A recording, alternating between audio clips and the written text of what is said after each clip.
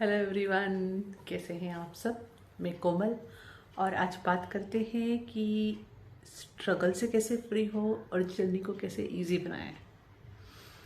मैं एक बुक पढ़ रही थी और it is very very beautiful message I got from there.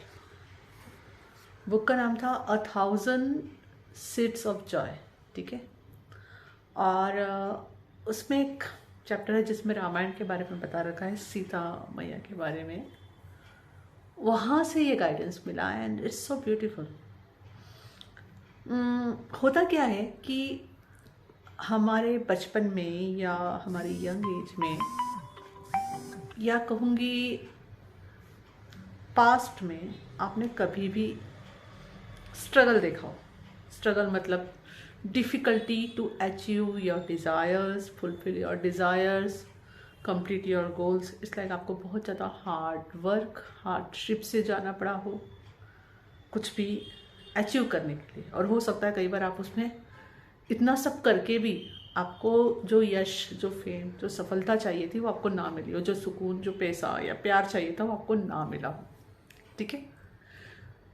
तो यहाँ से ये चीज़ आपकी लाइफ में अगर एक बार या कई बार बहुत डीपली लेवल पे रिपीट हुई हो तो उसका असर आपके ऊपर बहुत अच्छे से होता है, इमोशनली, मेंटली और फिजिकली भी, है ना। और वह जो मेमोरी होती है वो हमारे अंदर स्टोर हो जाती है। और ख़ासकर इसकी वजह से जो डर, फियर्स जिसकी मैं बात कर रही हूँ आ जाते हैं, वह हमारे अनकॉन्शियस माइंड में स्टोर हो जाते हैं, है ना। तो इनको वहाँ से, कोर से निकलने के बाद ही हम उस स्ट्रगल से फ्री हो सकते हैं पूरी तरह से। और ये बहुत डिफ़िकल्ट नहीं है। With choices you can do anything. Okay. क्योंकि उस स्ट्रगल में आप थे, वो आपकी अनकॉन्शियस चॉइस थी।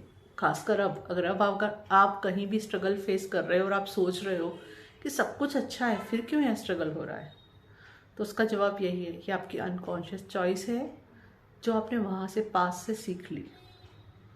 ठीक है। तो अब समय आ गया है उससे फ्री होने का। कैसे फ्री होंगे? चॉइस के साथ, नई चॉइस के साथ, नई कॉन्शियस चॉइस के साथ। जैसे मैं हमेशा बोलती हूँ, एनर्जी कभी भी डिस्ट्रॉय नहीं होती, ट्रांसमिट होती है। तो ये भी तो एनर्जी है, हर चीज़ एनर्जी है, राइट। तो आपको करना क्या है?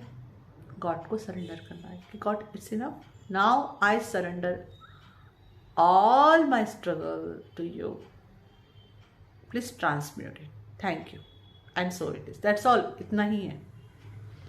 ठीक है। जब आप ये चॉइस बनाओगे फिर क्या होगा? फिर आपको, जिसे हम अपीवल कहते हैं, वो चीज़ होना शुरू हो गई। अब जहाँ जहाँ आप स्ट्रगल कर रहे थे वो चीज़ें आपके अवेयरनेस में आएंगी। अवेयरनेस का कनेक्शन हमेशा आपके कॉन्शियसनेस से जुड़ा हुआ है। इसलिए मैं हमेशा कहती हूँ, जैसी अवेयरनेस आती है हीलिंग शुरू हो जाती है। मतलब जैसे अवेयरनेस आई, आपकी कॉन्शियसनेस ने राइज करना चालू कर दिया, हीलिंग शुरू हो गई। मतलब क्या? हीलिंग मतलब releasing the energies which is not serving you. तो आपके कॉन्शियसनेस में से वह एनर्जी रिलीज होना शुरू हो गई जो आपको सर्व नहीं करती थी, जो लो में रखती थी। तो आपकी कॉन्शियसनेस क्या हो रही है? अब राइज हो रही है, हाई हो रही है। अंडरस्टैंड? सिंक्रोनिसिटी कहते हैं ना, वही हुई। मैंने अभी अब वीडियो पॉज किया था कि मेरी बेल बजी थी डोर की। वहाँ अनएक्सपेक्टेड वे में one girl was standing with the Prasad of Satyanarayan भगवान। अगर आप हिंदू रिलीजन के बारे में जानते हैं तो सत्यनारायण भगवान की पूजा के बारे में सुना होगा। क्यों की जाती है वो? To get free from the struggle and to fulfil your desires in divine way. Okay. तो it is like a cross confirmation कहेंगे इसे। ओके। क्योंकि वो विष्णु और लक्ष्मी जी की ही है। Okay, let me ground it this beautiful energy. तो हियर आई वाज आस्किंग कि अब आपको करना क्या है। आपको पहले तो सरेंडर करना है, चॉइस बनाना है। पहले क्या कर लिया? अब आपने चॉइस बना ली कि आपको इससे फ्री होना है, you choose to free from the struggle.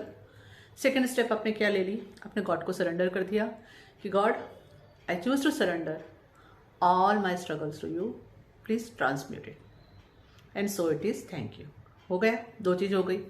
तीसरी चीज फिर क्या होगी, अब मैंने क्या कहा, आपके अवेयरनेस, आपकी कॉन्शियसनेस राइज होने लगेगी।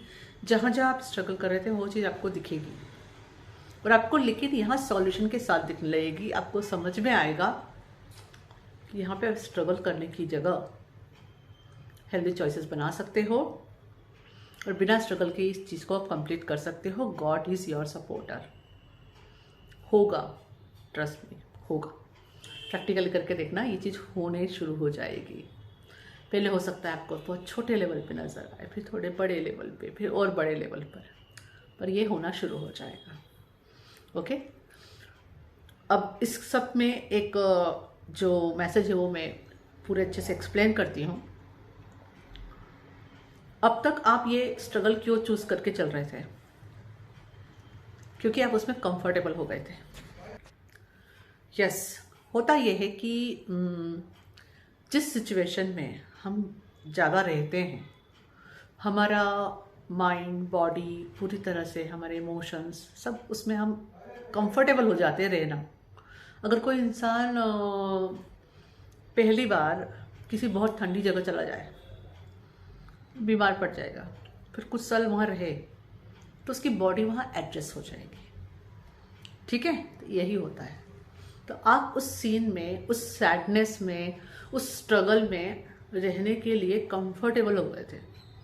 इस वजह से आप अनकॉन्शियसली घड़ी घड़ी वही चॉइस बना रहे थे स्ट्रगल की, और स्ट्रगल को अट्रैक्ट कर रहे थे अपनी ज़िंदगी में, क्योंकि आप उसी में कंफर्टेबल फील कर रहे थे कि हाँ अब सब ठीक है, अब नॉर्मल है। नॉर्मल मतलब क्या, कि हाँ जो हमेशा से चल रहा है वो चल रहा है, it is okay, now I am normal, I am feeling good.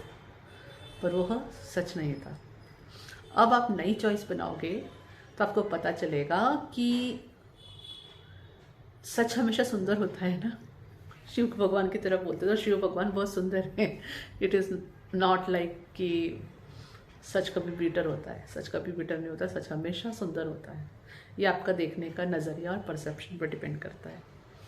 तो अब आप क्या देखोगे, यहाँ आपको थोड़ा सा बुरा लगेगा, अरे मैं खुद ही खुद के साथ ये कर रहा था या कर रही थी, जानबूझ के अपने लिए ऐसा स्ट्रगल का सिचुएशन क्रिएट कर रही थी या मैनिफेस्ट कर रही थी just to feel comfortable there.